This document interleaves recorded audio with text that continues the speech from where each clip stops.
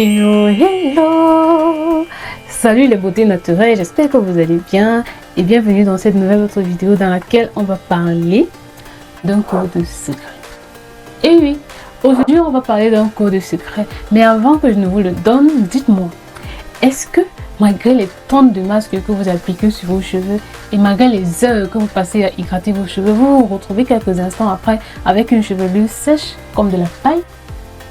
Si c'est le cas, sachez que ce n'est pas vous le problème. Le problème, c'est tout simplement que vous n'avez pas encore compris le code secret de vos cheveux. Et ce code secret, devinez ce que c'est. C'est tout simplement, roulement de tambour, la porosité. C'est la porosité et c'est de cela que nous allons parler aujourd'hui. Je suis sûre que vous avez déjà entendu ce thème quelque part. Du moins, si vous êtes d'habitude sur cette chaîne, c'est que vous connaissez que nous en parlons presque dans toutes nos vidéos. Donc aujourd'hui je suis là pour vous expliquer ce que c'est que la porosité, comment en tenir compte dans vos soins, comment déterminer votre porosité et à la fin de cette vidéo je vous donnerai mon avis concernant le fait que dans la communauté nappée il y en a qui pensent que la porosité ne sert à rien et d'autre part il y en a qui pensent que c'est l'élément essentiel sur lequel on devrait se baser pour connaître ou alors pour avoir une routine adaptée. Donc, c'est deux avis qui divergent énormément, l'un va au nord, l'autre au sud. Moi, dans cette vidéo, j'analyse cette situation et te donner mon avis objectif et critique pour te permettre de comprendre en fait quel est dans le rôle réel et essentiel de la porosité dans ta routine.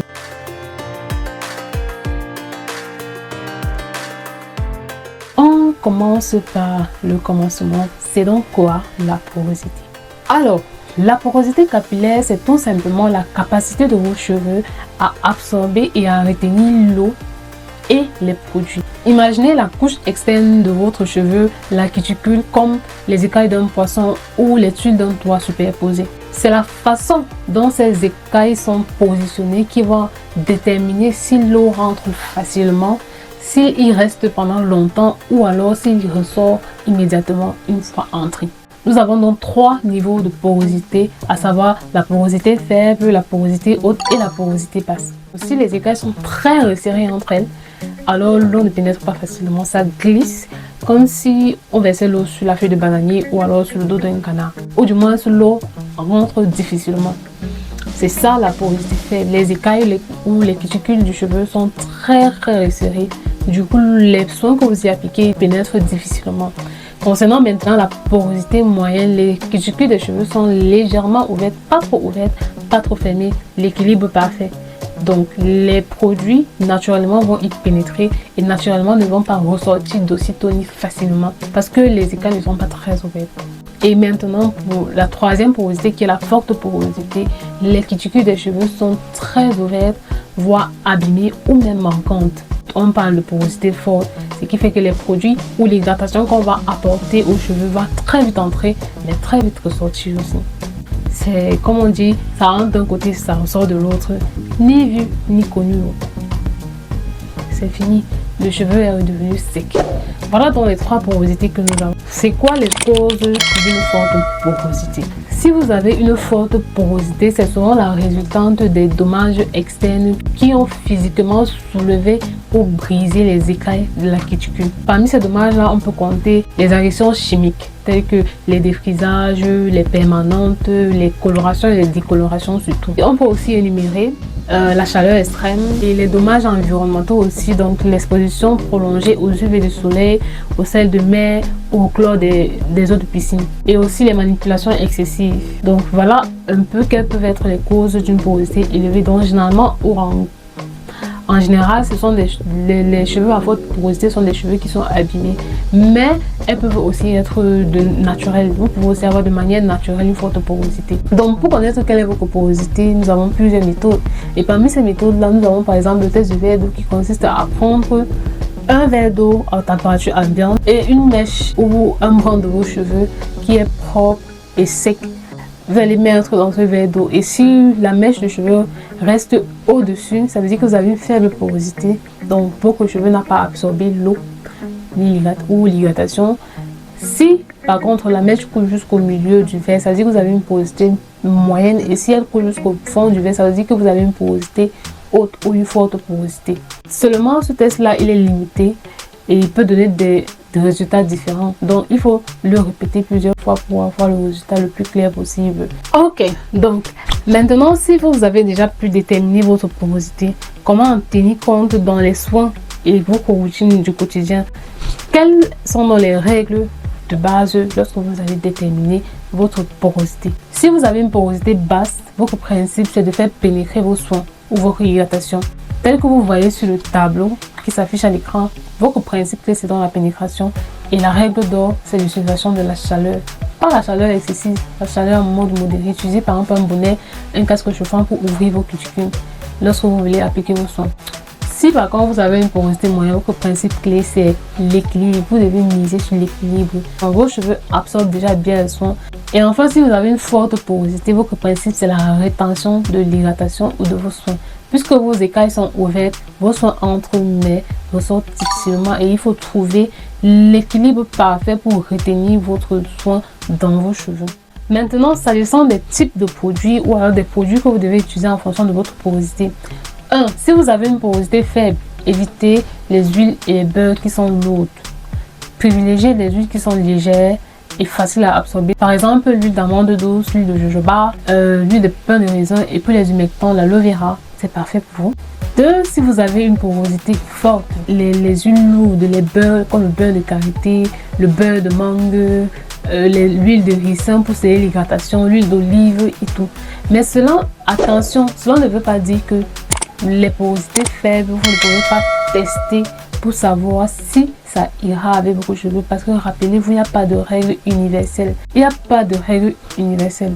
La porosité est là pour vous donner une ligne directrice. Mais chaque cheveu est unique et parfois, elle peut vous dire qu'utiliser une huile fine, une huile légère, mais c'est une huile qui est lourde qui marche avec, malgré le fait que tu aies une faible porosité. Donc, j'espère que ces informations juste ici t'aident à comprendre comment est-ce que tu peux tenir compte de ta porosité lorsque tu veux faire les soins. Donc, je récapitule. Si tu as un chevelu avec une porosité faible, mise sur l'ouverture de tes cuticules, pour que tes soins puissent pénétrer. Parce que lorsque tu as une cuticule, quand tes cuticules sont très refermées, les soins que tu appliques restent en majorité à la surface et ton cheveu reste toujours sec et cassant si tes soins ne pénètrent pas. Si par contre tu as une porosité forte, mise sur la fermeture de tes cuticules pour que les soins qui vont entrer, puisqu'ils entrent facilement et sortent facilement, une fois qu'ils sont entrés, tu fermes vite la porte. Tu fermes vite la porte pour que ça ne ressorte pas. Voilà en fait la porosité forte. Il faut fermer, il faut hydrater et sceller l'hydratation avec des huiles et des beurres lourds, puisque tes écailles sont très fermées pour combler les brèches. J'espère qu'on se comprend. Si tu comprends ça, écris dans les commentaires ce que je comprends. Et si tu as des questions, écris dans les commentaires. Je me ferai le plaisir de te répondre. Maintenant, il faut savoir que la porosité, elle n'est pas fixe. C'est une notion qui est certes complexe, mais si vous parvenez à la maîtriser, elle est complexe au départ. Mais une fois que vous avez maîtrisé, ça vous aide à comprendre vos cheveux dès le départ. Et après, ça deviendra pour vous une intuition. Vous allez commencer à toucher vos cheveux, vous sentez que non, le produit n'a pas pénétré. Ça veut dire que ici, là, mes cuticules doivent être un peu fermées, vous appliquez un peu de chaleur et tout léger. Lorsque ça pénètre facilement, après ça devient rapidement sec. Vous comprenez que non, je dois appliquer peut-être un peu de karité sur cette section, etc. Est-ce que vous voyez un peu le jeu? Voilà là où vous devez arriver.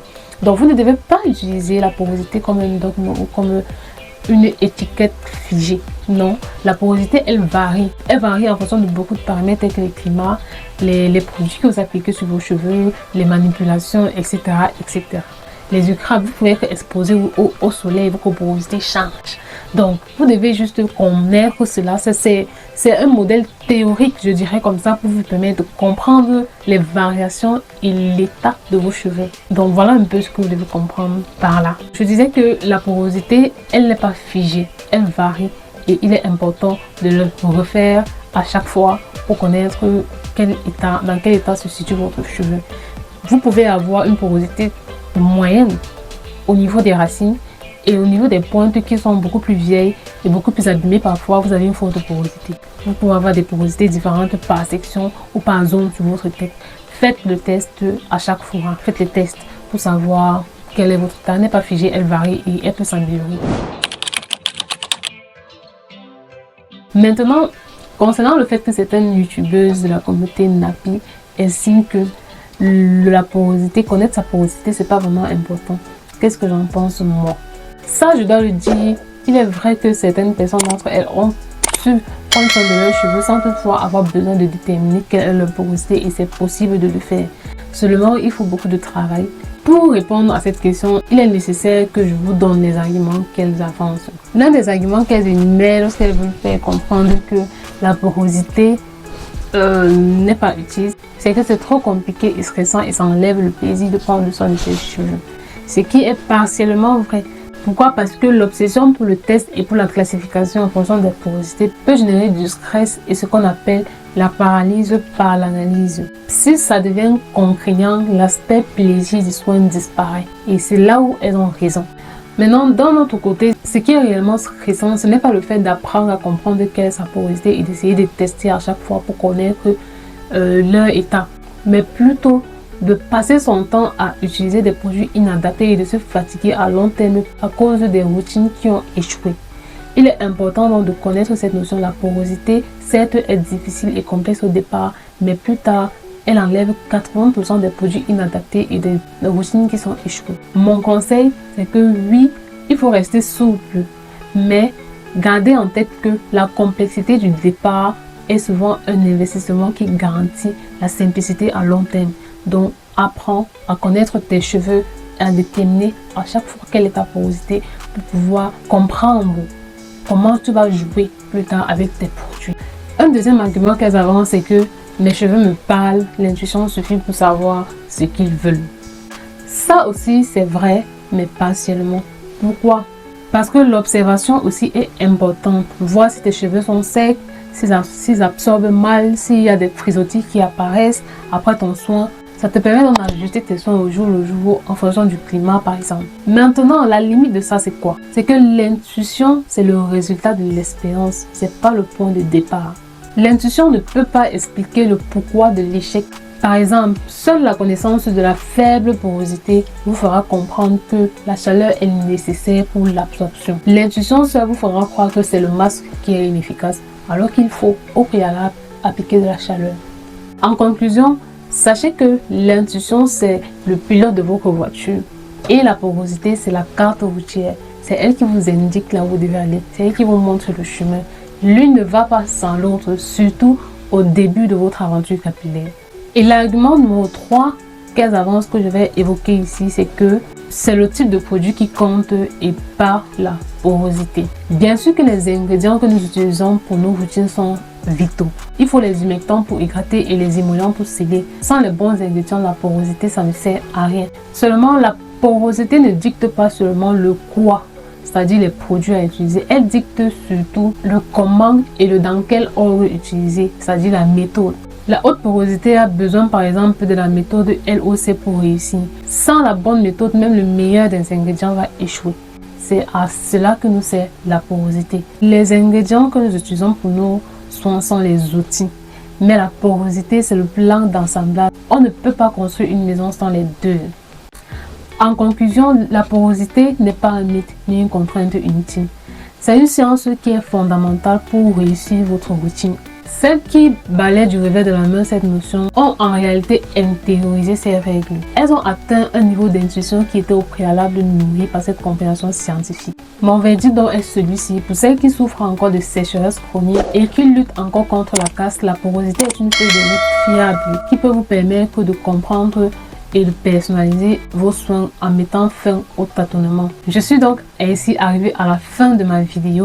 J'espère qu'elle vous aura été utile. Si c'est le cas, n'hésitez pas de liker cette vidéo, de la partager afin de sauver des cheveux autour de vous, afin d'inviter chaque femme africaine à revenir à sa nature et à apprendre à aimer ses cheveux, son identité. Sur ce, je vous dis à très bientôt dans une nouvelle vidéo. D'ici là, portez-vous bien et que Dieu vous bénisse. Bye bye.